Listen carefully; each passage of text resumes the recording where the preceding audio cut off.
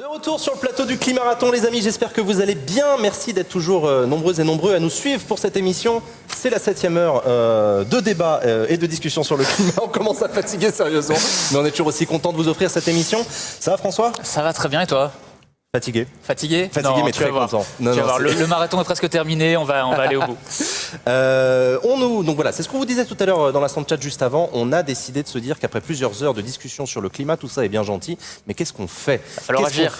Qu'est-ce qu'on fait ? À quelle échelle ? Pourquoi ? Comment ? Et on a décidé de réunir un chouette panel pour en parler avec nous.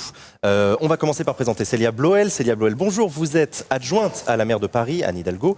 Vous êtes chargée de l'environnement et du coup, vous pourrez nous dire ce que l'on peut faire au niveau d'une ville ou d'une métropole comme Paris. Ouais. On a également avec nous Arnaud Gossement. Arnaud Gossement, vous êtes avocat spécialiste en droit de l'environnement notamment, et vous pourrez peut-être nous parler des procès contre l'État comme mode d'action politique. Est-ce que c'est pertinent ou pas ? On pourra voir ça avec vous tout à l'heure. Et nous avons également Cécile Duflot. Cécile Duflot, merci d'avoir accepté notre invitation. Vous êtes aujourd'hui à la tête d'Oxfam France, mais on vous connaît aussi par votre carrière politique dans l'écologie politique en France. Vous avez été ministre, vous avez été député avant ça, et vous pourrez du coup vous connaissez bien du coup les modes d'action politique, électorale, et aujourd'hui associative, et vous êtes aussi à la tête de l'affaire du siècle. Voilà, traîner l'État en justice pour le climat, on va pouvoir en parler. Tout à fait, on va pouvoir en parler. Peut-être qu'on peut commencer par cette question-là précisément, non ? Écoute, à mon avis, allons-y, parce que c'est vrai que c'est nouveau en France, le fait de... On l'a vu sur cette vidéo, on va traîner l'État en justice. Moi, ça m'a surpris sur le moment. C'est pas anodin quand même d'agir en justice pour sauver le climat. C'est pas anodin, mais ça fait partie de la démocratie. Le principe de la démocratie, c'est qu'il y a le pouvoir judiciaire qui est fait pour faire respecter la loi à l'égard des citoyens. Mais la justice administrative, puisqu'en France c'est comme ça que ça s'organise, existe pour ça, pour faire respecter les lois, les règles, les engagements à l'égard de l'État. Alors l'affaire du siècle, c'est un peu particulier, puisqu'on est dans une matière qui est compliquée. On a la volonté de faire respecter par l'État des engagements qu'il a pris. Qu'il a pris lors de l'accord de Paris, qu'il a pris dans sa loi de transition énergétique, un certain nombre de textes qui ont une valeur dont on peut discuter justement. Est-ce qu'on peut réussir à faire admettre que l'État ne remplit pas les obligations qu'il s'est données à lui-même ? Et c'est tout le travail de l'affaire du siècle.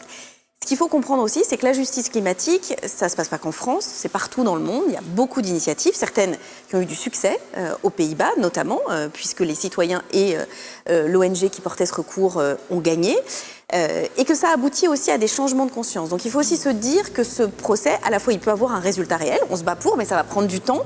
Il faudra au moins, maintenant la procédure est lancée, au moins 2 ans, sans doute 2 ans. Mais ça peut aussi mettre une pression, puisqu'il y a eu 2 millions, au moment où je parle, je pense qu'il y a 2 200 000 personnes qui ont signé. Et ça dit quelque chose. Sur 66 millions de personnes, ça dit quelque chose d'assez fort sur la volonté que l'État mette en œuvre ses obligations. Et enfin, pour terminer, pourquoi l'État ? Parce que bien sûr qu'il faut que les citoyens changent leur mode de vie, c'est sûr. Si on veut lutter contre le dérèglement climatique, il va falloir qu'on change nos modes de vie. Et ça se fait au niveau individuel, ça se fait au niveau des collectivités locales, mais ça doit aussi se faire au niveau de l'État. Typiquement, si je décide de prendre le train pour aller d'un point A à un point B, plutôt que ma voiture, s'il n'y a pas de ligne de train, je ne vais pas pouvoir prendre le train. Donc cette question des politiques publiques à mettre en œuvre, en complément du changement de mode de vie des citoyens, c'est pour nous une évidence. Arnaud Gossement, la justice, c'est efficace pour lutter pour le climat, vous qui êtes avocat ?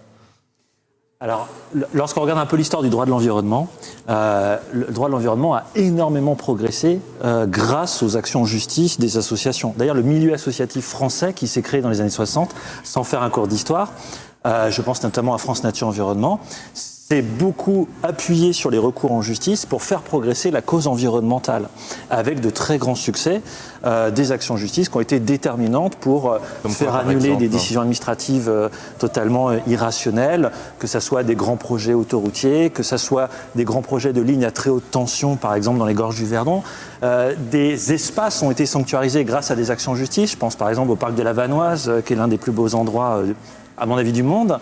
Donc, est-ce que l'action en justice est nécessaire pour faire progresser la cause écologique ? C'est une évidence. Est-ce que les associations se sont appuyées sur le juge pour faire progresser leur combat ? Oui. Est-ce que ça sera suffisant ? Pardon ? Est-ce que ça sera suffisant ? C'est évidemment pas suffisant, mais en matière d'écologie, il faut faire feu de tout bois, sans mauvais jeu de mots, et il faut agir sur tous les fronts. Donc, c'est évident que c'est nécessaire.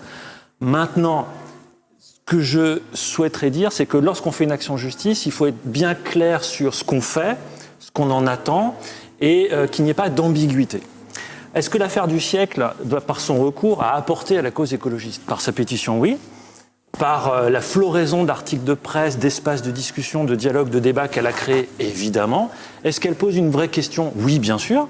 Est-ce que l'État remplit ses objectifs en matière de lutte contre le changement climatique? Bon, c'est pas la seule question, c'est pourquoi? Et donc, le débat qui va s'engager devant le juge permet cet espace de dialogue. Simplement, c'est un peu ce que vous disiez, ne pas tout attendre du juge. Et deux, quand je voyais certains commentaires où des personnes se disaient « j'attaque le gouvernement », non, c'est l'État que vous attaquez. Et l'État, c'est pas simplement le gouvernement. Le gouvernement n'est qu'une composante de cet État. Lorsque vous engagez la responsabilité de l'État, d'une certaine manière, vous engagez une responsabilité collective.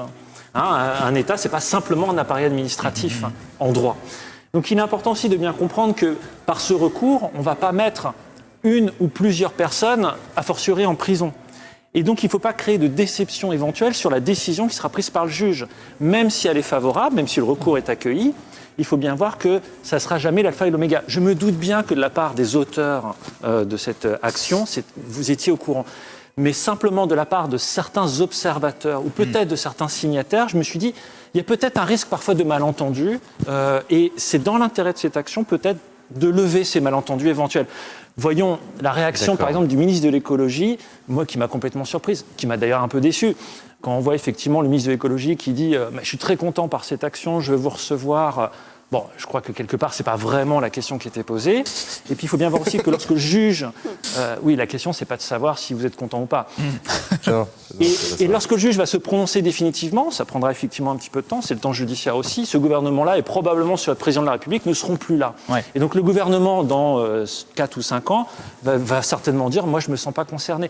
Et quelque part, il aura raison, parce que c'est tous les gouvernements qui sont concernés, mais c'est aussi plus largement nous tous qui sommes concernés. Et Cécile Duflot, 2 millions de signataires, on risque pas d'être un peu déçus au résultat, déçus du résultat? Pas déçus. Alors, d'abord, ce qu'il faut comprendre, c'est que du coup, ça a ouvert le débat aussi sur le fondement de ce recours. Est-ce que oui ou non, l'État tient ses engagements? Parce que le ministre nous a répondu par courrier.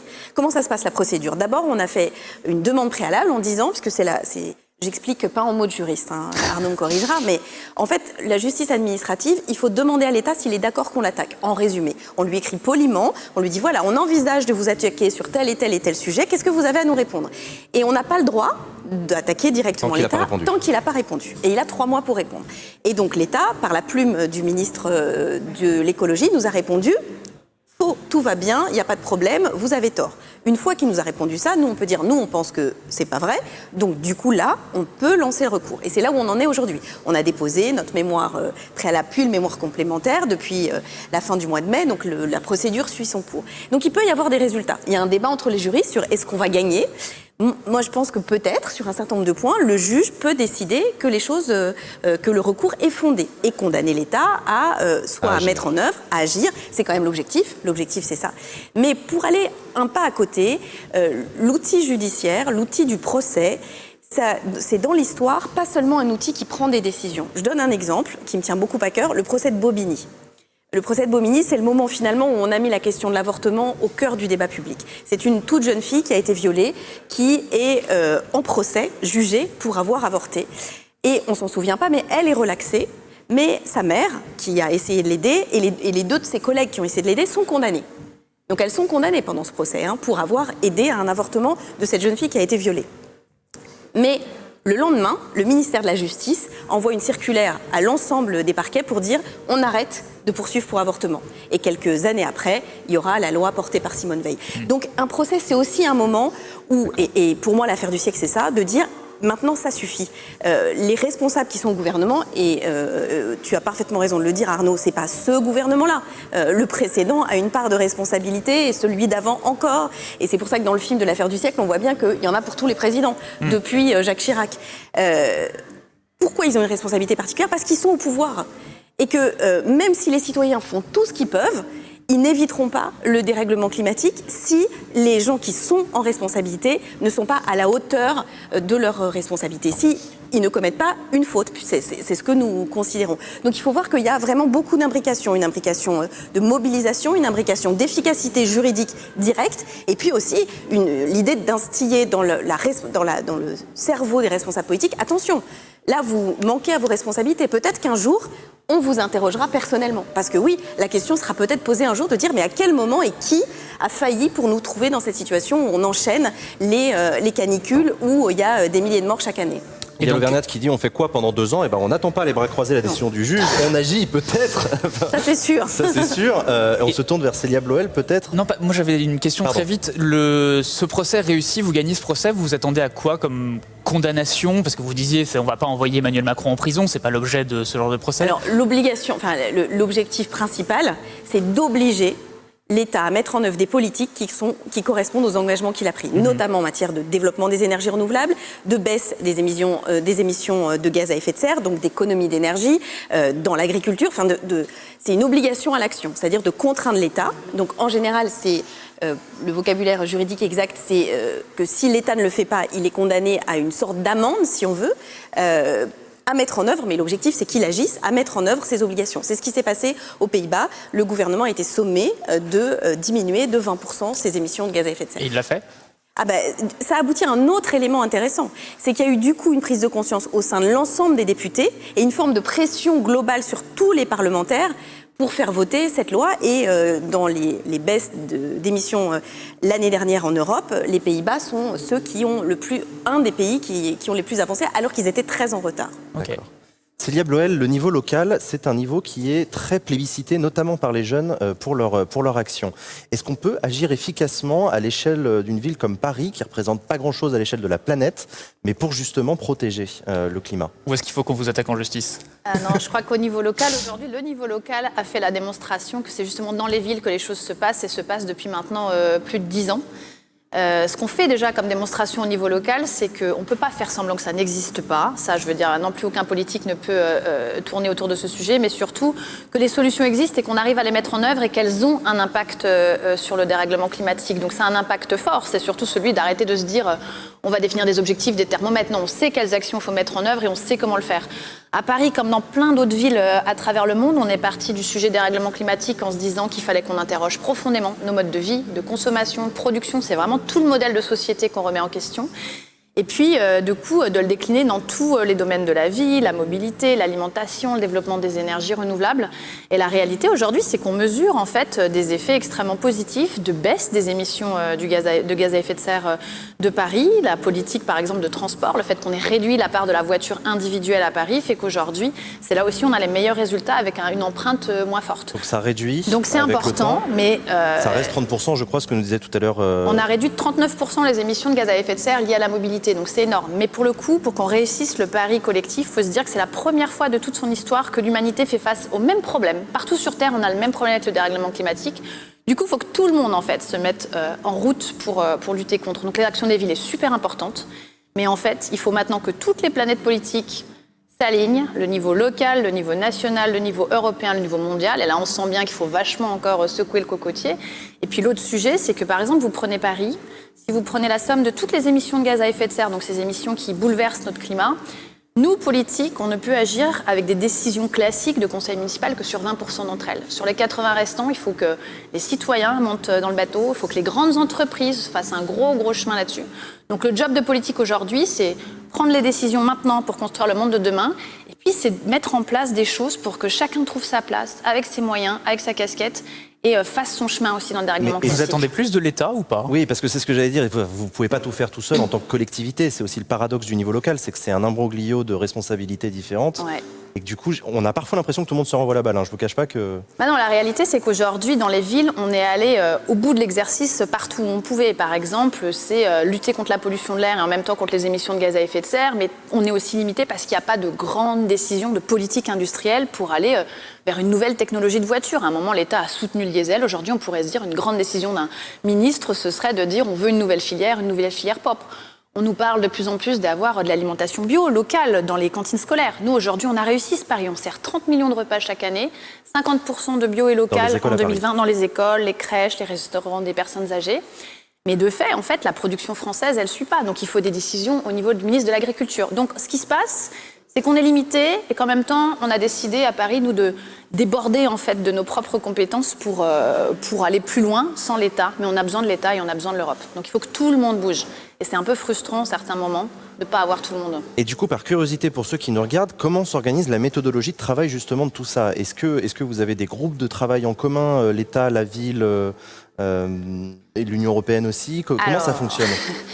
De fait, en fait, les institutions ont du mal pendant longtemps quand même, les institutions politiques, à prendre ce sujet à bras-le-corps. Donc la réalité, c'est que dans un premier temps, c'est Paris seul, avec la force des citoyens. Quand même, on a plus de groupes de travail aujourd'hui avec nos citoyens, les grandes assos, les ONG, les entreprises aussi, pour certaines d'entre elles qui font le boulot. Et la relation à l'État et à l'Europe, elle est plus aujourd'hui dans une relation de revendication, de lobby. Et puis, évidemment, il y a des programmes, notamment par exemple, l'Europe soutient financièrement un programme qu'on a à Paris pour rénover thermiquement toutes les écoles de Paris, pour faire des économies d'énergie, pour limiter les émissions de gaz à effet de serre. Donc ponctuellement, il y a quand même des choses qui arrivent, mais on est quand même dans un changement de modèle, c'est ça qu'il faut sentir, quoi. On est en train de remettre en cause tout un système de société. Donc on a besoin vraiment de choses beaucoup plus fortes que juste un petit programme de temps en temps. À la marge, on aide quelques agribio, à la marge, on fait quelques énergies renouvelables. C'est tout le modèle qu'il faut changer. Donc maintenant, il faut plus que ce qu'on a devant nous. Il y a une question qu'on s'est posée avec Clément quand on a écrit cette émission. On s'est dit que nous, en fait, depuis tout petit, on nous parle de conférences internationales sur le climat, que des dirigeants en costard-cravate prennent des décisions, se félicitent devant les caméras en disant qu'enfin, ça y est, on a pris conscience du problème. Et on se le redisait tout à l'heure, non, la France ne respecte pas ses engagements pris en grande pompe dans l'accord de Paris. Est-ce que ça sert encore à quelque chose, les conférences internationales sur le climat? Cécile Duflot. Je pense que, en fait, s'il y a une grande mobilisation de la jeunesse partout dans le monde, et là, notamment hier en Allemagne, avec une grande mobilisation, parce que je regardais le débat des gens qui écrivent, ils disent non, c'est les consommateurs qui doivent changer, non, ce sont les États, non, c'est au niveau international. En fait, c'est tout le monde. C'est ça qu'il faut comprendre. Et par exemple, il y a des gens qui ont fait des critiques à l'affaire du siècle en disant ah, vous attaquez le gouvernement français alors que vous dites rien sur les Chinois, vous dites rien. Mais c'est pas vrai. D'abord, la Chine, contrairement à ce qu'on dit, est dans un moment de changement assez profond pour une raison qui est vitale, c'est-à-dire que le dérèglement climatique va impacter très fortement la Chine avec des zones où le mélange hausse des températures et humidité risque de les rendre invivables pour l'être humain. Il faut comprendre ça. C'est un travail qui a été fait là. Et ce qui est arrivé en Inde, il y a des mouvements de population très importants en ce moment en Inde parce qu'il y a des zones où il n'y a plus du tout d'eau, donc plus du tout de moyens de boire, tout simplement. Donc il faut comprendre que le dérèglement climatique, c'est une réalité. Et je pense que ce grand mouvement, notamment dans la jeunesse, il est lié à une forme de déprime post-accord de Paris. Je m'explique. Entre l'accord de Copenhague en 2009, qui était le premier mouvement de mobilisation internationale vraiment large autour du climat, où finalement il y a eu un échec de fait à Copenhague, à part le fond vert, il n'y a rien qui a été concluant. Tout le monde a espéré en montant la pression jusqu'à l'accord de Paris. Donc il y a eu cet accord à Paris. Et là, il y a eu un moment presque de soulagement. On s'est dit, bon, enfin quand même, ça y est, ils ont compris, ça va bouger. Et puis, voilà, quelques années après, on voit que non seulement les émissions de gaz à effet de serre n'ont pas réduit, mais elles ont continué à augmenter, ce qui est absurde, enfin affolant. Ce qui est profondément déprimant. Et du coup, on a une forme de mouvement de balancier dans la mobilisation qui se radicalise aussi. Ouais. Et l'affaire du siècle, c'est aussi une radicalisation des ONG, parce que même si certaines organisations, et Arnaud l'a bien dit, ont eu la pratique de l'action juridique de longue date, pour une organisation comme Oxfam, c'est la première fois. Nouveau, ouais. Parce que justement, on s'est beaucoup investi dans les sommets internationaux, dans les conférences sur le climat, en disant si on arrive à un accord, alors ça va marcher. Mais ce qu'il faut comprendre, c'est qu'il faut, ça, Célia l'a bien dit, ça doit se faire à tous les niveaux. Parce que même s'il y a quelques collectivités locales qui deviendraient exemplaires, ça suffira pas. Et il y a certains sujets sur lesquels elles n'ont pas barre.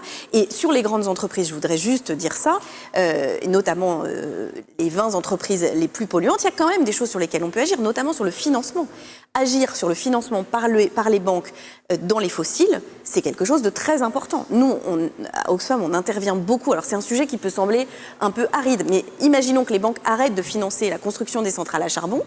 Au niveau mondial, déjà, on change les choses. C'est-à-dire que... Mais ça, on peut décider... ça passe par quoi? C'est du name and shame? Cette banque-là donne de l'argent? Il y a aussi de saluer quand c'est bien. Nous, ce qui n'est pas notre habitude, on a salué les décisions du Crédit Agricole qui a pris une décision stratégique assez inédite, c'est-à-dire de dire maintenant on sort complètement. Le Crédit Agricole ne finance plus de... exactement, pas seulement d'ailleurs les entreprises, enfin les projets charbon, mais les entreprises exposés à l'activité charbon, donc qui ont un portefeuille d'activité qui comprend, si je me trompe pas, plus de 25% d'activités liées aux fossiles. Donc ça, c'est des vrais changements profonds. Donc on peut dire que c'est bien, mais typiquement, le gouvernement français aujourd'hui pourrait obliger les banques à désinvestir dans le secteur des fossiles. Et il ne le fait pas. Le gouvernement français pourrait pousser au niveau européen sur des réglementations beaucoup plus contraignantes dans un certain nombre de domaines. Et il ne fait pas. Les choix en matière d'investissement dans le transport, puisque dans notre bilan, le vrai sujet aujourd'hui sur lequel on est vraiment très en retard en France, c'est le transport des marchandises et des voyageurs. C'est une politique publique, pour le coup, où l'État a quand même beaucoup la main. Non, j'allais dire parce que j'ai vu la question passer dans le chat sur Extinction Rebellion. Voilà. En fait, voilà, parmi les gens qui nous regardent et parmi les jeunes, on en parlait tout à l'heure de cette espèce de dépression post-accord de Paris, on voit aussi une radicalisation de jeunes qui n'en peuvent plus et qui en certains arrivent... qui soutiennent des modèles autoritaires aussi. Vous parliez de la Chine notamment. Donc il y a ceux qui sont pour une dictature verte, etc. Mais il y en a aussi qui se disent mais est-ce que obéir à la loi est toujours nécessaire face à la réalité dans laquelle on est. Voilà. Parfois ils nous posent la question, faut-il désobéir, en arriver jusqu'à ne plus aller à l'école, pour prendre l'exemple de Greta Thunberg. Encore, ce n'est qu'une grève, mais d'autres qui vont dans des choix plus radicaux. Et ça, c'est une vraie question qui se pose parmi les jeunes. Objectivement, c'est un vieux débat qui n'est pas d'aujourd'hui. Au sein, par exemple, du mouvement associatif, le débat entre ceux qui utilisent l'instrument juridique, qui restent dans la légalité, par exemple France Nature Environnement, et ceux qui, sans sortir de la légalité, frôlent la frontière, par exemple Greenpeace, ce débat est ancien entre ces deux écoles. Mais c'est vrai qu'aujourd'hui, il prend une tournure un petit peu nouvelle, au sens où, du côté de ceux qui appellent à la violation de la loi, ils ne le font pas comme Greenpeace le faisait. C'est-à-dire, Greenpeace, objectivement, il y a une expertise, il y a un savoir, il y a un contrôle de l'action, il y a un calcul de son efficacité qui n'est pas forcément effectué par aujourd'hui un certain nombre de penseurs, d'écrivains, qui développent des thèses qui, à mon avis, parfois sont dangereuses. Sont dangereuses parce que c'est des thèses qui parfois aboutissent à une forme de nihilisme, de tous pourris, parfois même qui flirtent avec des extrêmes. On voit bien par exemple à l'extrême droite une reprise aussi du discours écologique, enfin une reprise, façon de parler quand même, mais c'est vrai que historiquement ils se cantonnaient à une certaine défense de la cause animale selon eux. Aujourd'hui ils essayent un petit peu de prospérer sur d'autres secteurs de l'écologie. Je trouve ça extrêmement dangereux. Il faut vraiment faire attention à ça. Et c'est vrai que malheureusement, cette radicalisation aujourd'hui, évidemment, à mon avis, elle est totalement contre-productive. Pourquoi ? Parce que déjà, au sein même du mouvement écologiste, elle crée des débats, des divisions et des tensions qui, à mon avis, appauvrissent l'énergie du mouvement dans son ensemble. On peut faire aujourd'hui, avec les instruments que nous avons, des choses absolument formidables, enthousiasmantes. Il n'y a pas besoin de désespérer la jeunesse actuelle, de faire du nihilisme ou de dire c'est sûr demain c'est l'apocalypse. C'est vrai dans ce que vous dites qu'il y a aussi une partie de rejet de la classe politique et c'est aussi quelque chose qu'on entend. Je suis très mobilisé sur le climat, en même temps ils sont tous un peu pourris. Donc pourquoi est-ce que je m'intéresserais ? Mais c'est une des réflexions qu'on a eues quand on a annoncé cette émission. Certaines personnes nous ont dit sur Twitter, écoutez, vous êtes bien gentil avec votre émission, mais enfin bon, le climat, il faut agir tout de suite. C'est pas en interviewant des politiques que quoi que ce soit va avancer. C'est quelque chose qu'on a reçu et donc c'est quelque chose qui nous interroge aussi beaucoup. C'est quelque chose que vous voyez vous aussi, Célia Bloel, cette jeunesse qui en a ras-le-bol des institutions, en fait, tout simplement. Non, mais moi, il y a plusieurs choses qui sont en train de se passer. Il y a effectivement la question du rapport aux politiques. Et rien n'est homogène dans la vie. Il n'y a pas du noir et du blanc, des gentils et des méchants. On n'est pas dans Star Wars. Donc il y a des politiques qui font leur job et il y en a qui sont très nuls, il faut le dire, qui ne comprennent rien à ce monde dans lequel on est en train de plonger. Et donc du coup, le rapport à l'institution... il ne faut pas aller dans le rejet, parce que moi, pour le coup, c'est quoi la suite, en fait, si on va dans le rejet ? Donc, si l'institution ne vous plaît pas la façon dont elle est faite, moi, je dis souvent aux jeunes, engagez-vous, allez-y, prenez notre place et venez faire le job. C'est ça qu'il faut faire, parce que quand on parle de transition, de transformation écologique, c'est quelque chose, finalement, d'assez compliqué, puisqu'on est en train de remettre des bases d'un nouveau modèle de société. On ne sait pas, finalement, exactement où on va. Donc, c'est un petit côté angoissant, mais en même temps extrêmement enthousiasmant. Mais ça doit se faire par une révolution pacifiste, en fait. Et les tentations... d'autoritarisme et de se dire faut imposer parce que de toute façon on va pas y arriver, c'est hyper dangereux en fait, y compris dans la période où on est. Après il y a la question du rapport à la loi. C'est vrai que les jeunes que je rencontre en ce moment, et ça y est je dis les jeunes, j'ai dû prendre un sacré coup de vieux pour dire ça, mais parce que je suis pas encore très vieille, mais il y a une forme de radicalité, un regard sur le monde qui est très différent avec 10 ans d'écart. Et j'ai envie de dire c'est tant mieux et sans... aller contre la loi, je comprends les envies, par exemple, de boycott. l'envie d'envoyer des signaux forts. Ça, je pense que c'est une modalité d'action. Je me souviens très bien, moi, à 12-13 ans, d'un gros boycott contre Danone, désolé, je l'ai cité, mais qui, du coup, avait eu une influence sur la façon dont les dirigeants avaient pris des décisions derrière. Donc aujourd'hui, c'est vrai que quand moi je leur croise, je leur dis, mais allez-y, vous avez déjà un pouvoir à échelle individuelle, et en fait, vous n'êtes pas seul. Quand le collectif commence à envoyer ce type de signaux, il se passe quelque chose. Donc ça, pourquoi pas? Et Extinction Rebellion, très intéressant. La participation au jeu institutionnel, vous l'avez fait, vous, Cécile Duflot, vous êtes allé jusqu'au gouvernement, donc qu'est-ce que vous en retenez de ça? Alors moi, je pense que l'action politique peut changer en profondeur les choses. Donc moi, je ne fais pas du tout partie de ceux qui pensent que les politiques ne peuvent pas, qu'ils sont soumis à je ne sais pas quel ordre, c'est pas vrai. Ils peuvent changer des choses, ça c'est certain. En revanche, dire qu'aujourd'hui, il n'y a pas la volonté de s'attaquer de façon radicale au changement climatique, c'est vrai. Et c'est pour ça que sur les mobilisations de désobéissance, en particulier quand elles sont non violentes, parce que c'est vrai que moi, j'ai un problème, j'allais dire, éthique, personnel de réflexion avec la violence, je la comprends. Pourquoi je la comprends? Parce que quand on a 15 ans, on n'a pas le droit de vote, donc, et qu'on dit, voilà, les conséquences du dérèglement climatique, c'est nous qui allons les vivre, alors qu'elles ne sont pas affrontées par ceux qui sont aux responsabilités et qui soit nous renvoient nos 22, soit expliquent que tout va bien, qu'ils s'en occupent, parce que je pense que c'est le pire des discours, en fait. Aujourd'hui, ceux pour qui je développe une vraie aversion, c'est ceux qui expliquent qu'ils s'en occupent, que c'est géré, qui mènent la politique, et qu'en fait, dans les actes, il n'y a rien qui est fait. Ça, c'est le pire, parce qu'ils donnent l'impression qu'on s'en occupe. Donc moi, je comprends Extinction Rebellion, très bien. Les noms, ils sont faciles à trouver. Enfin, on a un président de la République qui a dit « Make our planet great again ». Son bilan en termes d'action politique, de choix, et plus exactement les arbitrages qui sont faits, qui sont même parfois, sur certains points, sont en recul par rapport à des situations de fait, sont quand même très préoccupantes. S'il était là, il vous donnerait des contre-exemples. Non, parce que là, on pourrait avoir un débat au fond. En fait, en matière de lutte contre le dérèglement climatique et d'écologie, et ça peut se faire aussi avec l'action des villes, il suffit de regarder les faits. Moi, et j'aurais aucune difficulté, je suis dans une ONG qui croit aux politiques, qui défend l'action politique, mais qui est aussi capable de regarder les faits. Donc, qui peut dire quand une banque décide de désinvestir, mais qui peut aussi dire quand les banques ont dit majoritairement « nous désinvestissons du fossile », les banques françaises, mais qu'aujourd'hui, sur 10 euros consacrés à l'énergie, il y en a plus de 7 qui sont consacrés encore aujourd'hui à l'investissement dans les fossiles pour 2 dans les renouvelables. Donc ça, c'est une réalité. Il y a des faits, en fait. En matière de politique, il y a des faits. Sur la désobéissance civile, il y a quand même une vraie interrogation. C'est que on peut dire il faut respecter la loi, etc., et par principe, il ne faut pas désobéir.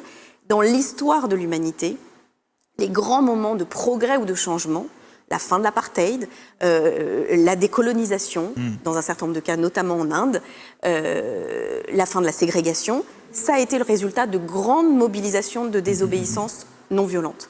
C'est quand même ça. Oui, mais qui restait toujours dans le cadre, pourtant aussi détestable soit-elle, d'une certaine légalité et d'une non-violence. Quand les Noirs américains décident qu'ils vont s'asseoir dans les parties de bus réservés aux Blancs, ils franchissent les limites de la loi. Je dis, la question de la non-violence, pour moi, est assez fondamentale. Elle est double. La non-violence et la dimension massive. Mais dans ce que tu disais, il y a un autre plan qui est une partie de la jeunesse se mobilise alimenté par un discours qui est le discours de la fin du monde, qui est un discours sur l'extinction, la disparition de l'humanité, qui est un scénario qui n'est pas complètement absurde, mais qui est un scénario sur le court terme qui, je pense, est faux. Ce dont nous sommes convaincus et ce que les études montrent, c'est qu'aujourd'hui, le dérèglement climatique, il aggrave les inégalités. Donc, il touche qui? Les plus pauvres. Il est causé par qui? Les plus riches, et il touche qui? Les plus pauvres. Et il touche les plus pauvres aussi dans les zones les plus riches. C'est-à-dire qu'il y a vraiment une aggravation des inégalités par le dérèglement climatique.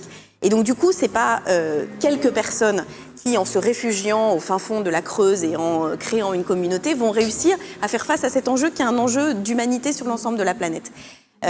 Et puis par ailleurs, sur les scénarios, moi il se trouve, vous l'avez rappelé, que j'ai été dans un parti politique où quelqu'un avait écrit un livre en 2006 qui s'appelait Pétrole Apocalypse, Yves Cochet, pour ne pas le nommer, qui a été très perturbant parce qu'il disait même qu'en 2012, ça ne servait à rien de défendre les Jeux Olympiques à Paris ou d'être contre, il n'y aurait plus d'aviation.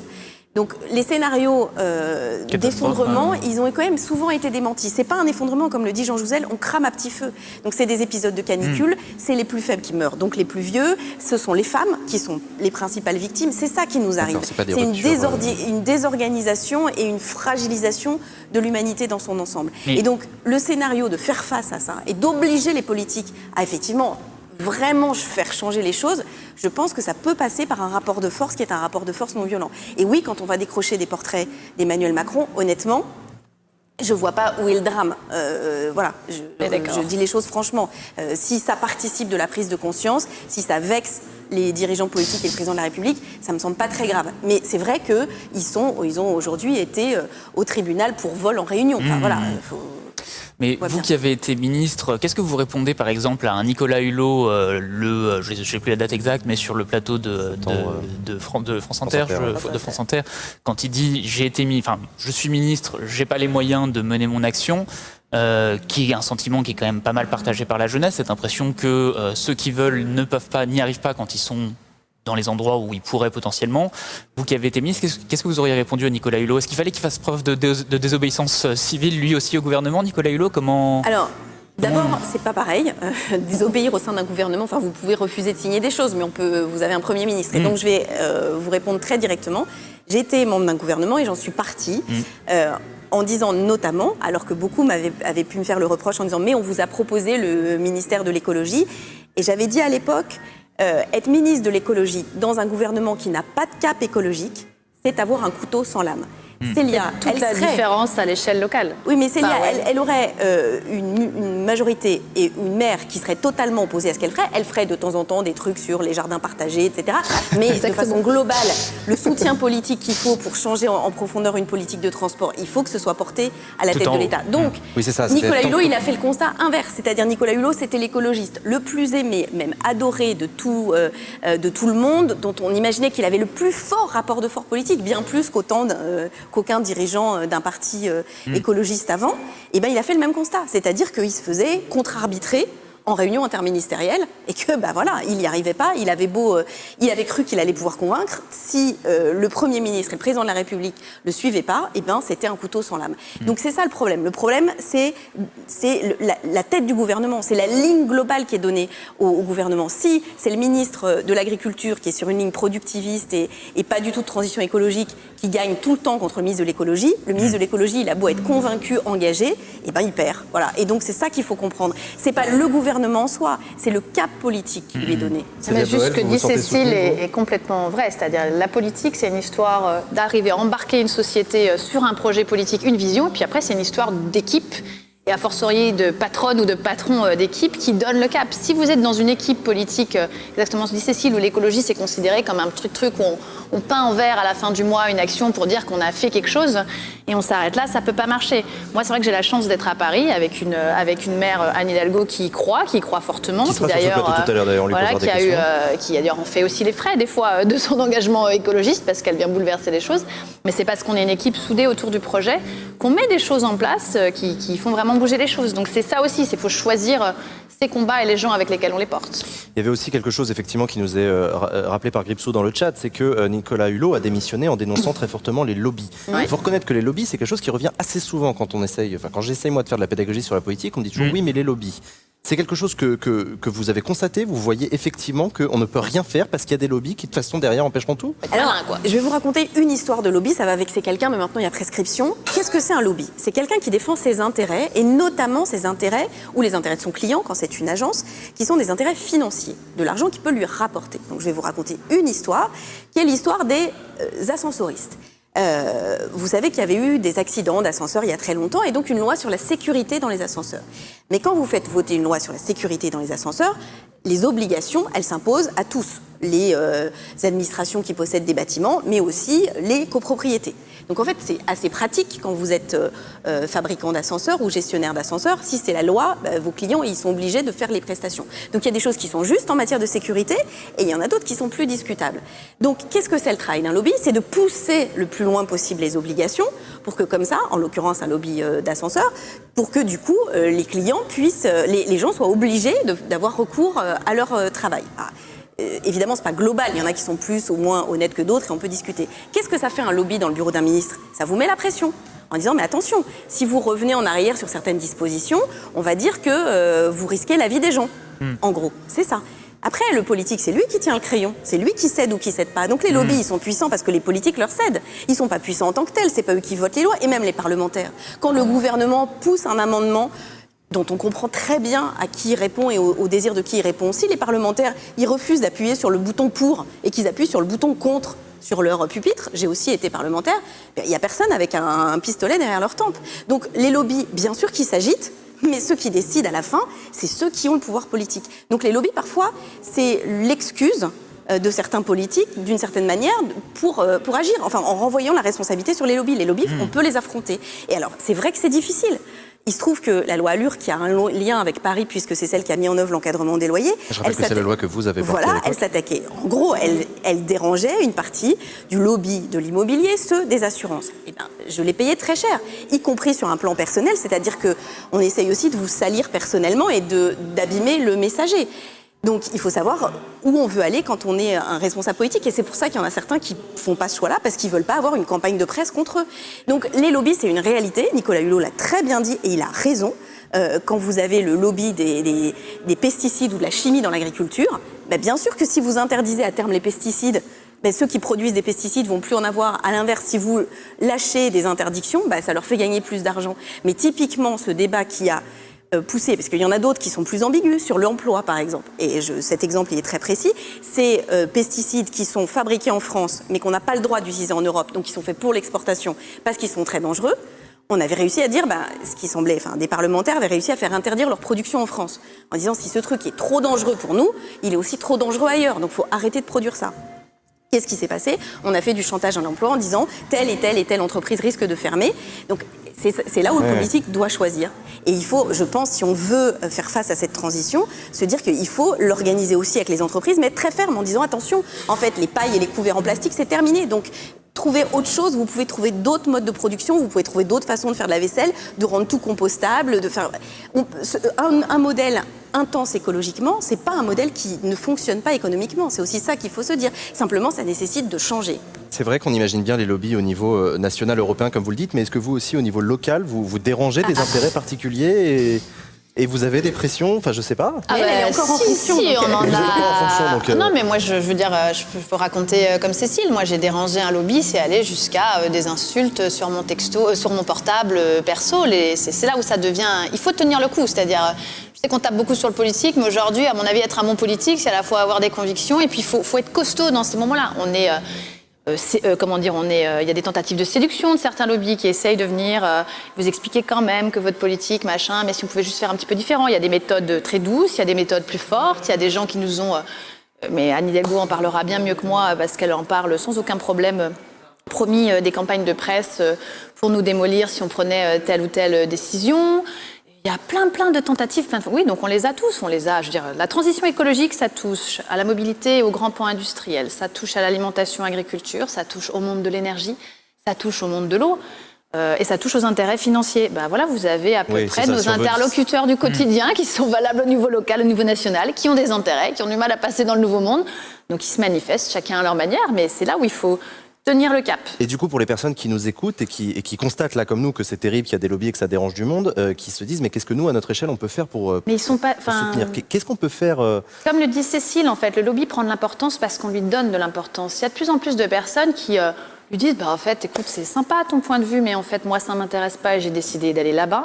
Je crois qu'aujourd'hui, c'est de plus en plus compliqué de croire les lobbies parce qu'y compris, il y a tous les moyens de communication. Je veux dire, c'est pas possible à la fois de se dire d'aller... aller boire un coup chez Starbucks et pas avoir ignoré tout ce qu'on sait par les réseaux sociaux sur politique environnementale, politique sociale de ce type de grands groupes économiques. Là, vous parlez de boycott, par exemple. On voit l'histoire des vaches à hublot ces derniers jours. Il y a un moment, tout est aussi révélé. Donc, à un moment, il faut leur envoyer un signal, y compris dans nos modes de consommation, pour dire on sait ce que vous faites et en fait, vous ne nous faites pas peur et nous, on va construire un autre chemin. Donc, je crois qu'il ne faut pas non plus trop... gonfler cette histoire de lobby. Ils sont existants, ils sont puissants, ils ont des vieilles pratiques, ils ont de l'argent pour agir, souvent plus que le lobby, on va dire, écolo, quelle que soit sa casquette. Mais il suffit de tenir bon et d'être nombreux à tenir bon en face. Oui. Je peux répondre à un point allez-y. Qui est souvent soulevé, parce que ça a été, je pense que c'est le meilleur coup des lobbies, c'est de dire, est-ce que vous faites, c'est Fanny Dufaux qui dit, est-ce que vous faites la distinction entre lobbyistes et associations écologistes? Greenpeace, c'est un lobby, par exemple. Ou nous, on dit Oxfam, c'est un lobby. Et c'est très malin.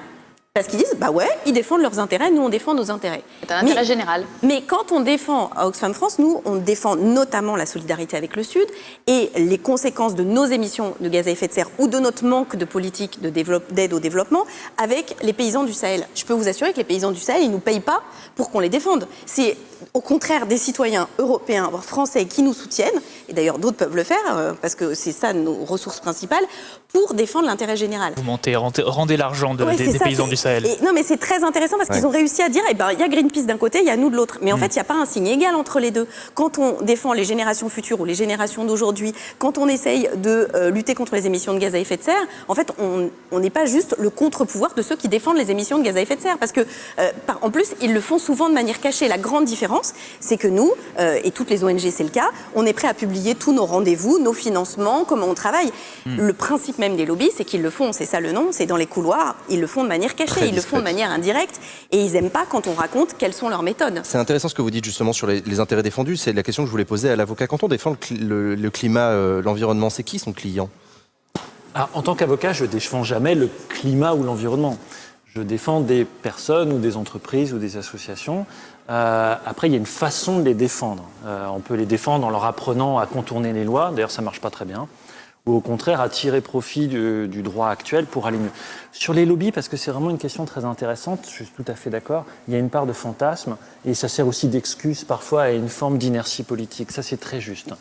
En même temps, le lobby peut être très utile à la démocratie. Lorsque des fédérations professionnelles, par exemple d'économie circulaire, d'énergie renouvelable, informent les élus sur leurs préoccupations, leurs difficultés sur le terrain, ça ne veut pas dire que les élus doivent signer un chèque en blanc. Mais les écouter, les recevoir, ça fait partie du travail normal. À titre personnel, lorsque je vais rencontrer un ministre pour lui exposer la difficulté que rencontre un de mes clients, il n'y a pas de souci.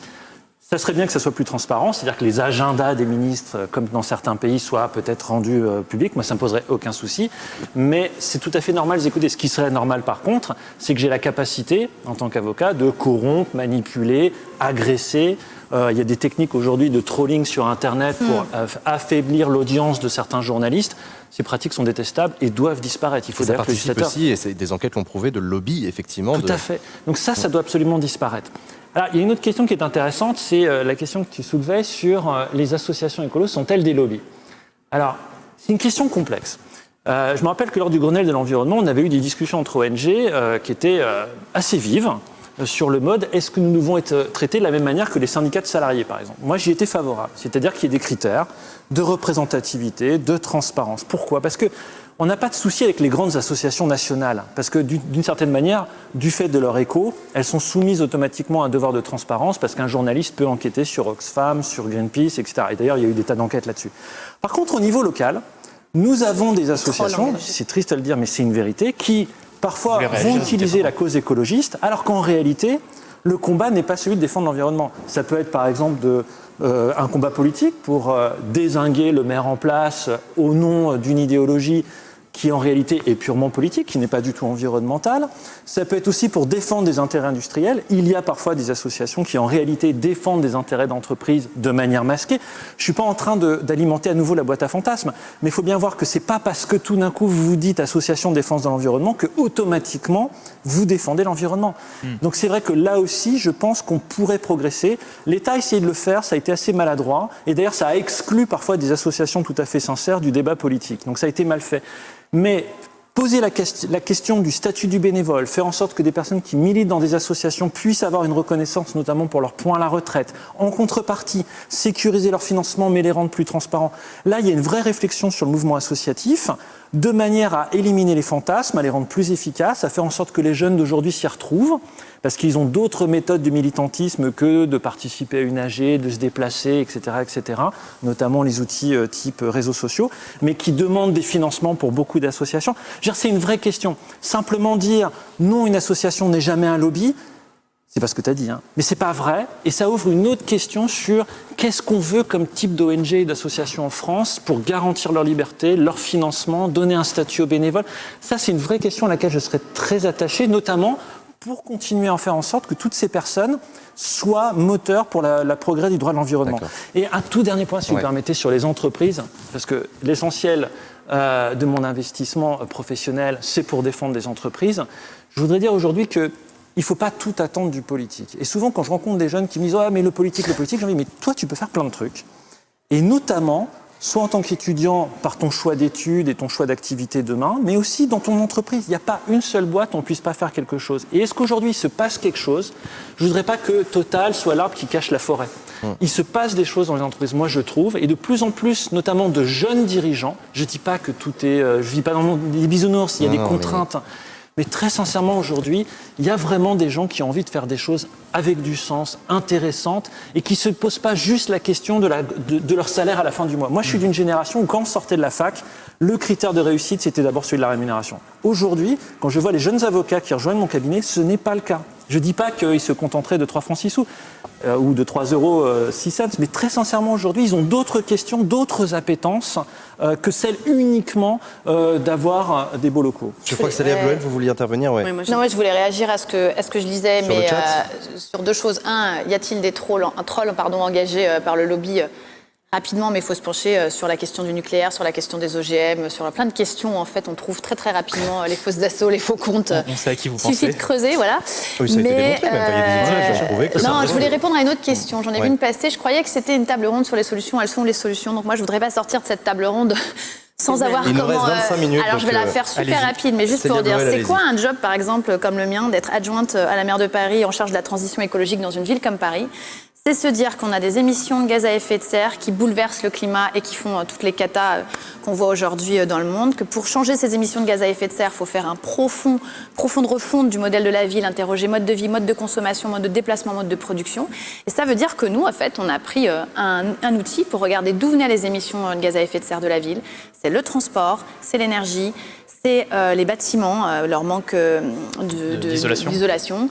C'est l'alimentation et puis c'est la mobilisation générale. Et sur chacun de ces points, il y a un programme derrière. C'est des grands programmes massifs de rénovation thermique. On a plus de 60 000 logements aujourd'hui rénovés thermiquement qui font qu'on a moins d'émissions de gaz à effet de serre, mais aussi une meilleure qualité de vie et moins de factures d'énergie à la fin du mois. C'est les politiques de mobilité où peu à peu, on va vers d'autres manières de se déplacer à Paris pour lutter contre la pollution de l'air, faire baisser le nombre de voitures individuelles, plus de transports en commun, etc., etc. Mais derrière, ça a un impact sur la planète.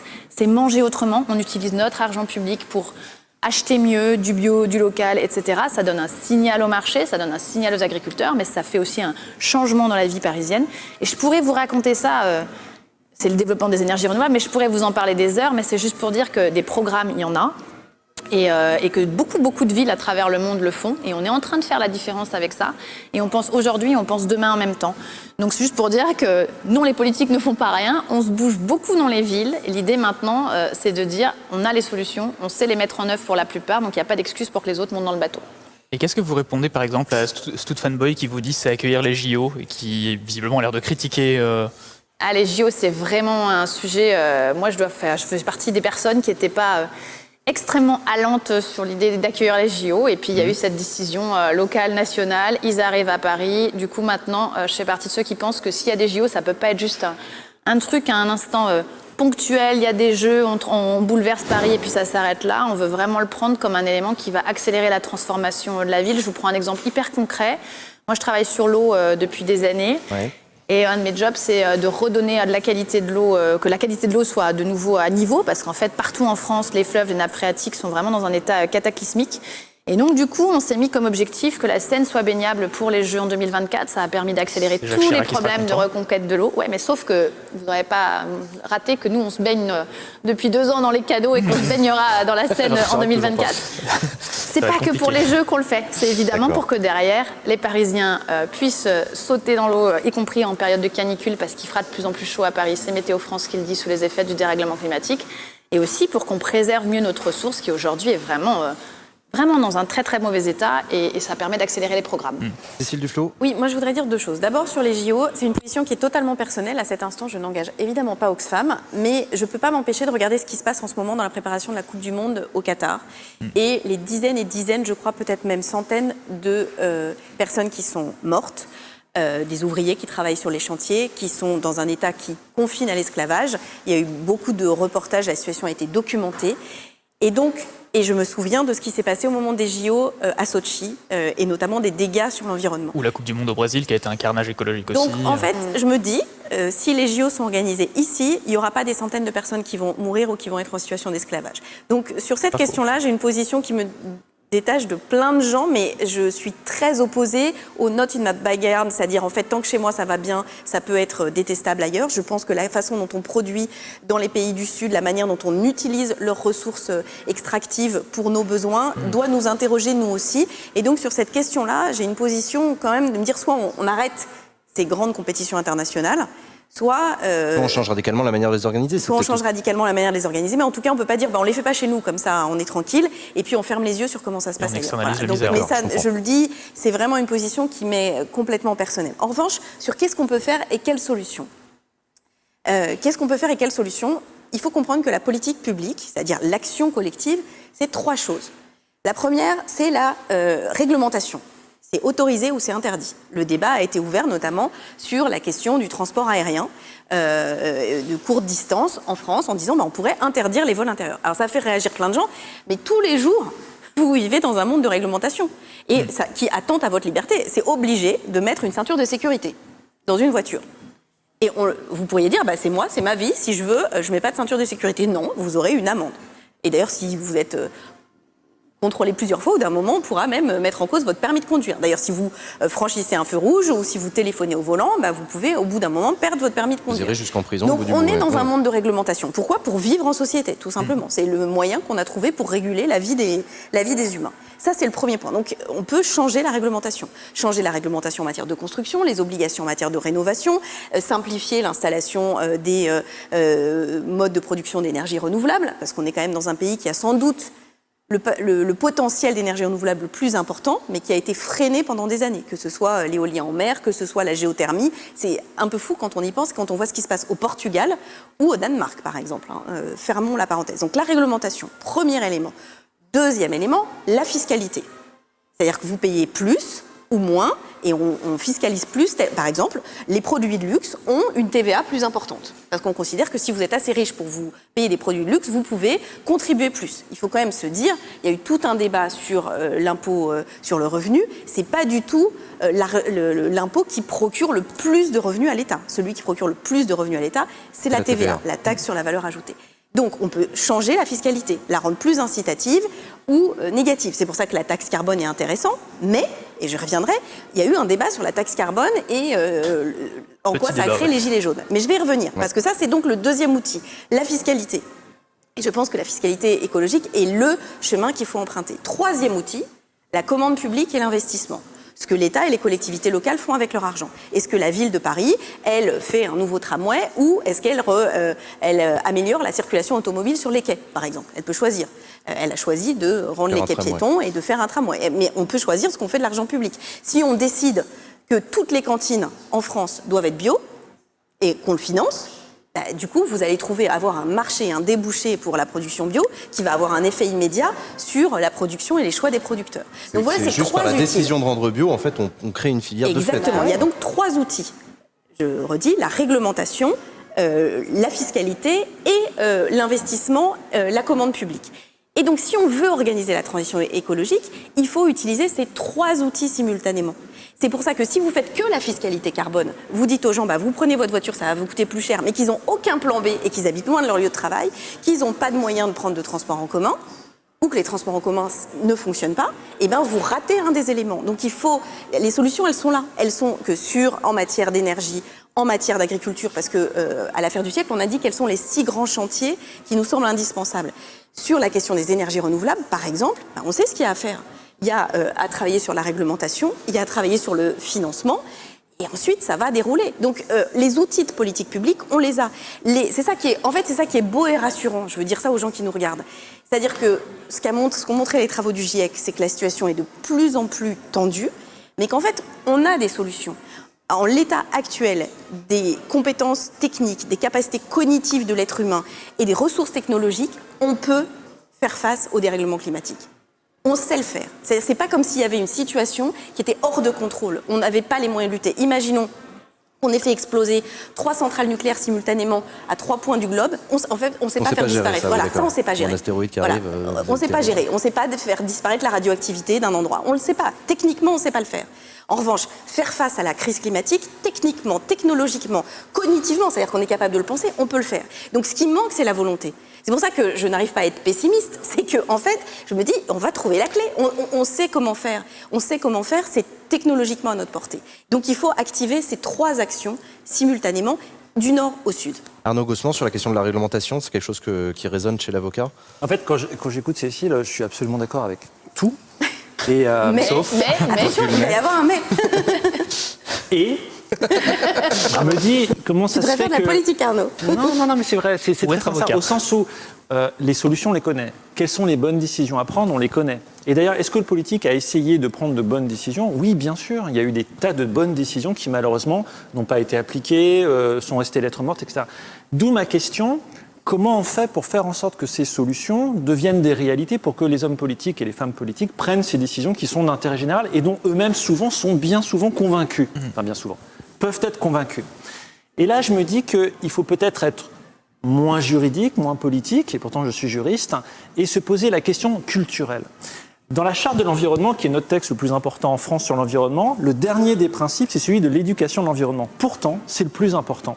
C'est-à-dire que si vous êtes dans une société avec un niveau d'éducation, de compréhension des enjeux, d'acculturation faible en matière environnementale, le politique, lui, aussi bonne soient ses idées, aussi grande soit sa volonté, il sera soumis à des injonctions contradictoires. Je suis sûr qu'au niveau local et toi au niveau national, vous êtes confrontés à des injonctions contradictoires de personnes qui disent « il faut lutter contre le climat, mais pas de taxe carbone »,« je veux manger bio, mais ça coûte trop cher », etc. etc. Ces injonctions contradictoires, c'est la vraie question, c'est comment on fait pour les réduire, de sorte que le politique prenne les décisions qu'on attend de lui. 2 solutions, soit dire « les politiques sont des pourris, ils ne tiennent pas compte de nos intérêts », soit reconnaître qu'on a tous un problème d'autruche, de mettre la tête dans le sable, et surtout qu'on a un problème de compréhension. Alors aujourd'hui, le niveau d'éducation à l'environnement augmente, mais tellement faible. Moi, il y a quelque chose qui m'avait frappé lors du Grenelle de l'environnement, je parle comme un ancien combattant, c'est le refus absolu de l'administration de l'éducation nationale de participer au débat. Il n'y en a qu'une administration qui n'a pas voulu venir, même Bercy est venu, c'est l'éducation nationale. Pourtant, aujourd'hui, les professeurs sont convaincus. Au primaire, en CM2, c'est le thème de l'année, le développement durable. Les gamins adorent ça. La question qu'il faut se poser aujourd'hui, c'est qu'est-ce qu'on met comme moyen pour élever le niveau de compréhension, d'acculturation? Comment on fait en sorte aussi de donner les moyens aux artistes, aux écrivains, aux chanteurs de nous parler de ces sujets-là? C'est encore trop rare aujourd'hui. La culture environnementale, et pas simplement je connais, je sais ce que c'est que le CO2, mais simplement comment je sensibilise, je rends ça presque émotionnel. Pour moi, c'est la question principale. Parce qu'effectivement, les solutions, quelles sont les lois qu'il faut prendre, on le sait. Mais comment on passe l'étape d'après? On est d'autant plus fiers de faire cette émission après ce que vous venez de dire, mais voilà. Cécile Duflot, vous vouliez réagir? D'abord, je pense que ça change. Honnêtement, moi qui suis vieille maintenant, je vois l'écart entre il y a 18 ans, il y a 20 ans et aujourd'hui. D'abord, je le dis en souriant, les manifs climat, on était devant l'hôtel de ville, c'est-à-dire à exactement 50 mètres d'ici, et on était une petite centaine. Non, c'est sûr que ça change. Sous les blagues de tout le monde. Enfin, moi, j'ai commencé ma vie politique... en affrontant des climato-sceptiques qui faisaient en rigolant grassement en disant ce matin j'ai dû mettre un pull, il est où le dérèglement climatique? Honnêtement, même les gros rigolards maintenant, plus personne n'ose vraiment. Pourquoi? Et c'est ça qui est triste. Il y en a moins, ou alors quand ils le font, ça fait réagir. Non, mais c'est que c'est sous notre nez. C'est-à-dire que Jean Jouzel a donné une interview ce matin pour expliquer que la vague de chaleur qu'on allait vivre, oui, c'était une conséquence du dérèglement climatique, parce que comme son nom l'indique, le dérèglement climatique, c'est des phénomènes météorologiques plus forts, plus intenses, plus fréquents, et donc beaucoup plus violents. C'est pas juste, on va prendre 2 degrés en moyenne. Et donc là où il faisait 18, il fera 20. C'est pas du tout ça. Il va faire 50, et puis 2 semaines après, il va refaire 50. Et ça a des conséquences sur la santé. Mais là où je suis un petit peu moins d'accord avec Arnaud, c'est que, et là où il n'a pas dit une chose, et il est gentil de ne pas l'avoir dit, là où je suis un petit peu moins d'accord, c'est que, en fait, ça n'excuse pas les responsables politiques. C'est-à-dire que les responsables politiques, et notamment dans les cas de conflit, par exemple, de grands conflits, ou face au terrorisme, ils n'hésitent pas à prendre des décisions de restriction des libertés publiques. Ils n'ont pas la même culture. Là. Et donc là, je vais le dire parce qu'il ne l'a pas dit. Qu'est-ce que c'est le problème ? Le problème, c'est qu'aujourd'hui, aucun grand dirigeant politique dans le monde, et en particulier en France, n'a été aujourd'hui élu sur un agenda écologiste. On ne peut pas, en fait, en vouloir à Emmanuel Macron d'une certaine manière. Pour le coup, il n'a jamais été écolo. Donc, au gouvernement, enfin, en tant que président de la République, il ne l'est pas. Le problème, c'est qu'il tente de faire croire qu'il l'est. Ça, c'est pour moi une faute. Mais donc, la question, c'est comment on arrive à faire émerger des dirigeants politiques qui sont en capacité, justement, d'avoir le courage. Culturelle. Parce que je suis certaine que, comme l'interdiction de fumer, il faut se souvenir, il y a 2 débats récents. Un peu plus ancien, l'interdiction de fumer, mais un très, très récent, celui du prélèvement à la source. Je vais prendre de façon délibérée un sujet.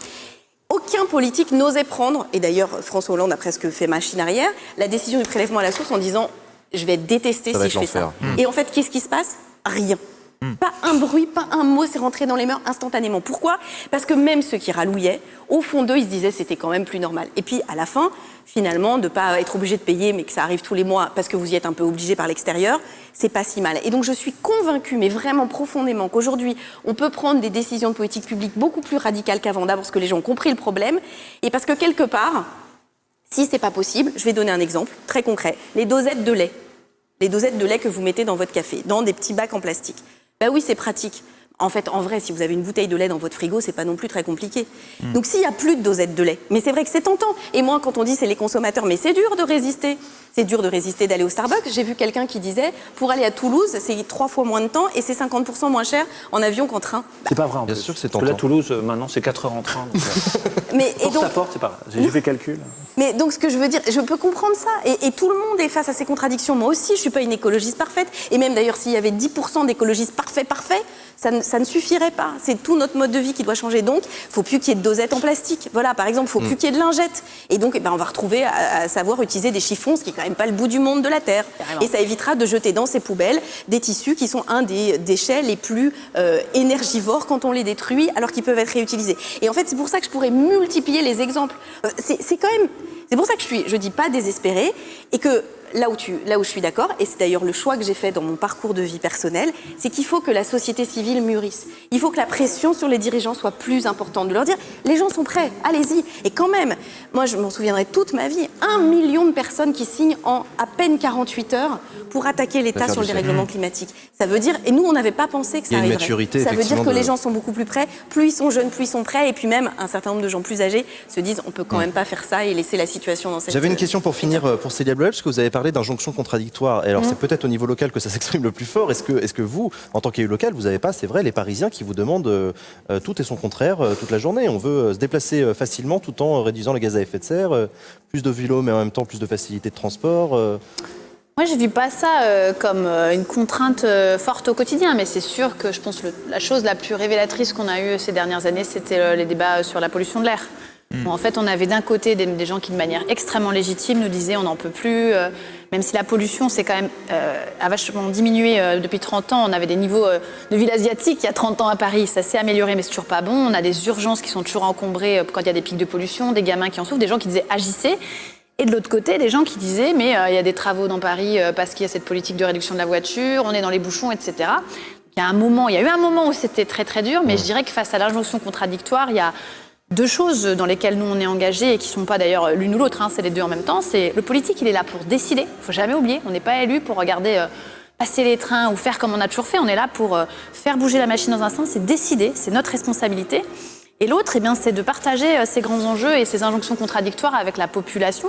On a monté là une agora du climat dans laquelle on se prend tous les sujets qui viennent vraiment heurter notre quotidien. On a bossé avec les Parisiens sur comment on fait par exemple pour réduire notre rapport à l'avion, comment est-ce qu'on s'attaque vraiment, comment on réduit le plastique à Paris alors qu'on n'a pas de moyens législatifs pour le faire, mais qu'est-ce qu'on fait pour donner envie aux gens de lâcher leurs bouteilles en plastique et puis de reprendre une gourde dans leur sac, des choses du quotidien, du très petit au très gros, et on bosse ensemble et c'est en co-élaborant les solutions que ça vient. Mais c'est vraiment ces 2 choses en même temps. Et juste vu que j'imagine qu'on est vers la fin, tous ces commentaires sont extrêmement... intéressant. J'aurais envie, moi, de renvoyer la question. C'est quoi les 10 décisions que vous aimeriez voir prises là, comme ça, dans l'immédiat, dans les aller dans l'année qui vient pour que, y compris nous, on soit peut-être inspirés et qu'on ait d'autres idées. Ça et peut vous, être le chat, intéressant. qui nous écoutez depuis tout à l'heure, quelles sont vos solutions que vous souhaitez voir prises, enfin vos décisions politiques que vous souhaitez voir prises, et ce que vous pouvez faire à votre échelle. Et d'ailleurs, on va peut-être terminer sur ce tour de table-là en vous demandant à vous, chacun et chacune, si vous aviez une solution, une décision particulièrement marquante qu'il faut prendre là, dans les mois qui viennent et qui peuvent changer radicalement les choses. Ce serait quoi, Arnaud Gossement, par exemple ? Il y a une mesure qui va être discutée au Parlement que je trouve très intéressante dans le cadre d'un projet de loi qui s'appelle le projet de loi pour une économie circulaire, qui est un concept qui a été développé par une navigatrice qui s'appelle Hélène MacArthur. Et cette mesure permettrait, si elle était adoptée, de faire varier le prix d'un produit de 40% en fonction de critères de performance écologique, c'est-à-dire en fonction de sa capacité à ne pas générer de déchets. Ces critères, ils existent, scientifiquement on sait les faire. Il n'y a rien qui empêche de voter cette mesure, qui même nous est proposée par l'Europe, parce que souvent les bonnes idées viennent du niveau européen. Et je me disais que actuellement le gouvernement, malheureusement, fait une campagne de communication sur l'interdiction, la destruction des invendus. Bon, c'est assez spectaculaire, mais très objectivement, ça reste du domaine de l'anecdote. Alors que celle-là, ça veut dire que concrètement dans les supermarchés, on donnerait un avantage économique aux produits vertueux. Derrière, il y aurait un mouvement d'entraînement des entreprises qui serait fabuleux. Alors peut-être que je m'émerveille trop, mais très sincèrement, votons cette mesure. Pour être très concret, ça veut dire qu'on aurait toujours les mêmes rayonnages avec les mêmes produits, sauf qu'il y en a certains sur lesquels on paierait plus de taxes parce qu'ils génèrent plus de déchets. Il y aura un bonus-malus en fonction de ces critères de performance. C'est dans le projet de loi. Le problème, c'est qu'il y a déjà des gens qui se mobilisent. On parlait des lobbies tout à l'heure, en disant, vous comprenez, c'est mauvais pour la croissance, vous allez déstabiliser les entreprises qui vont déjà mal, machin. Pas du tout. On va créer des marchés avec cette mesure-là. J'espère que cette mesure va tenir et que si le gouvernement a envie de donner des gages, qu'il le fasse, mais qu'il y ait une sorte de consensus national sur ce type de mesure intelligente. J'avoue, j'étais pas au courant. C'est un projet de loi qui est déposé, c'est une proposition de loi ? Il va être présenté en Conseil des ministres au mois de juillet, débattu au Parlement à la rentrée. Bon, et rendez-vous à la rentrée sur Acropolis pour suivre de très très près cette Ce n'est mesure-là. qu'un exemple, il y a bien C'est qu'un exemple. Non, bien sûr, je vous en ai demandé qu'un seul. Cécile Duflot ? En fait, c'est difficile de répondre. Pour le coup, en plus, ça, c'est une question pour les gens de mon ancienne vie. Mais moi, je pense justement, il faut faire simultanément plusieurs sujets. Parce que si on n'en prend qu'un seul, on passe à côté de plein d'autres. En tout cas, ce qui est sûr, c'est qu'il y a deux domaines dans lesquels il faut vraiment avancer. Celui de l'agriculture. Celui de l'agriculture du nord comme au sud. Il ne faut pas avoir non plus une agriculture ici qui est prédatrice de l'agriculture des paysans du sud ou des accords de pêche qui empêchent les pêcheurs sénégalais ou d'Afrique de l'Ouest de pouvoir pêcher des poissons pour eux-mêmes. Donc il faut peut-être se penser comme une humanité plus globale, être capable de réfléchir les sujets à différentes échelles. Et très concrètement, en matière agricole, engager la transition écologique de l'agriculture et notre alimentation. C'est vraiment sans doute un des éléments qui permettra de lutter à la racine contre les émissions de gaz à effet de serre et aussi contre un problème dont on n'a pas du tout parlé, mais qui n'était pas l'objet, qui est la question de biodiversité. Oui, effectivement, ça fera probablement l'objet d'une nouvelle émission, je l'espère. Célia Bloel, vous avez vu, votre appel a été entendu. On a eu une foule de propositions. C'est passionnant. Il y en a une qui a retenu votre attention plus qu'une autre ? Oui, je partage beaucoup des choses qui ont été écrites, notamment la question aussi de la solidarité urbain-rural. On parle beaucoup de la ville, forcément. Moi, je suis parisienne, mais je suis aussi originaire d'un tout petit village au fin fond de l'Alsace. Et évidemment que les problématiques ne sont pas les mêmes. Donc la question de solidarité, de transport, etc. Il faut des choses là-dessus. Non, moi je vais réagir à deux choses. La patinoire sur le parvis de l'hôtel de ville, c'est fini depuis 2015. Donc il n'y a plus de patinoire sur le parvis de l'hôtel de ville. Donc si ça peut répondre à votre question. Et je suis d'accord avec Cécile, en fait, il faut s'attaquer à tout, mais je vais en retenir qu'une, puisqu'en plus, apparemment, là, tout bon politique, normalement, qui vous lit, se dit, ça y est, les gens sont mûrs, on peut y aller, c'est la question du plastique. On vient de lancer, parce que moi, je suis la patronne de l'eau du robinet à Paris, on a repris cette gestion, il n'y a plus d'entreprises privées qui gèrent l'eau à Paris, on est en 100% public, et là, on vient de lancer un défi aux Parisiens d'abandonner leurs bouteilles d'eau en plastique, parce que plus personne ne peut ignorer les images des océans, des baleines qui ont ingéré tant de plastique, on ne peut pas rester indifférent, donc ça, c'est un geste facile au quotidien, mais si tout le monde s'y met, ça va se voir aussi dans les stats. Et évidemment que derrière, il faut de la volonté politique pour prendre des lois. Moi, je supporte plus pour le coup le truc de on a le meilleur taux de recyclage en France, on s'en fiche de bien recycler. Ce qu'il faut, c'est réduire à la source. Donc là, il faut effectivement des actes forts. C'est plus de l'échelle du national. Donc nous, on porte cette voix à l'échelle nationale. Eh bien, merci beaucoup à vous trois d'avoir accepté notre invitation. Merci beaucoup pour toutes vos propositions. On espère que ça vous a plu. Ne quittez pas tout de suite. Anne Hidalgo va venir nous rejoindre pour répondre à vos questions. À tout à l'heure.